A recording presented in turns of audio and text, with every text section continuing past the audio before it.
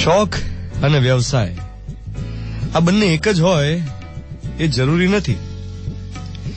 જેમ કે કોઈને સંગીતનો શોખ હોય તો જરૂરી નથી કે એ પ્રોફેશનલ સિંગર હોય.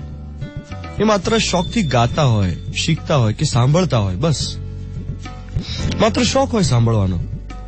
એને પ્રોફેશન ના બનાવે. કોઈ બહુ મોટો વૈજ્ઞાનિક એ એકચ્યુઅલી પેઇન્ટર પણ હોઈ શકે, પણ એનો મૂળ વ્યવસાય પેઇન્ટિંગ નથી. એ તો પોતાના ફાજલ સમયમાં એને ગમે એવા ચિત્રો દોરે. બહુ ઓછા લોકો એવા હોય જેમનું કામ અને શોખ સરખા હોય. કોઈ લેખક સ્વિમિંગ કરવાનું પસંદ કરતો હોય, કોઈ ટીવી જર્નલિસ્ટ બોડી બિલ્ડિંગ કરતો હોય, કોઈ બ્યુટિશિયન ટ્રેકિંગ કરતી હોય. આ બધા શોખ છે. કોઈ કંપનીનો વાઇસ પ્રેસિડેન્ટ રિલેક્સ થવા માટે ટેનિસ રમે તો આ શોખ છે, વ્યવસાય નથી. પણ ગઈકાલે મેં મારા વ્યવસાયના ભાગરૂપે ડિસ્કવર કર્યું કે મને કુકિંગનો જબરદસ્ત શોખ છે અને એ મારા પોતાના આનંદ માટે મને ગમતી પ્રવૃત્તિ બની ગઈ છે.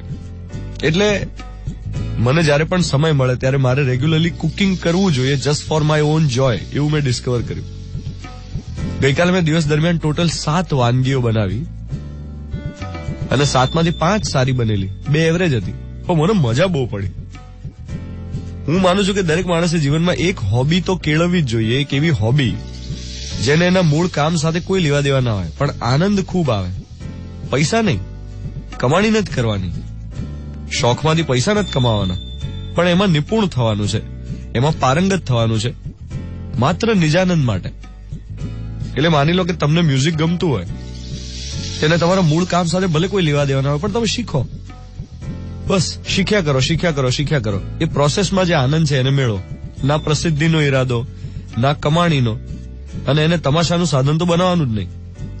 એવું નહીં કે તમારો શોખ જે છે એને પછી લોકોની વાહવાહી માટે કન્વર્ટ કરી નાખો તમે, તો આખો ગોલ જ બદલાઈ જાય. તો પછી તમે પેલી લાઈક લાલસામાં આવી જાઓ કે સતત પછી તમે ઇન્સ્ટાગ્રામ પર કે ફેસબુક પર એના વિડીયોઝ ને ફોટોઝ મૂકો અને પછી તમને એમ થાય કે જો લોકો કેવી તાળી વગાડે. ના ભાઈ ના, શોખ એ માત્ર ને માત્ર તમારા પોતાના સંતોષ માટે છે.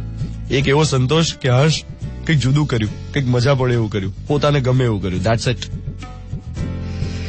7:13 થઈ રહી છે. 16th Feb 2018 ફ્રાઈડે મોર્નિંગ, મિર્ચી 98.3 પર હું છું ધ્વનિત તમારી સાથે. Good morning my dear.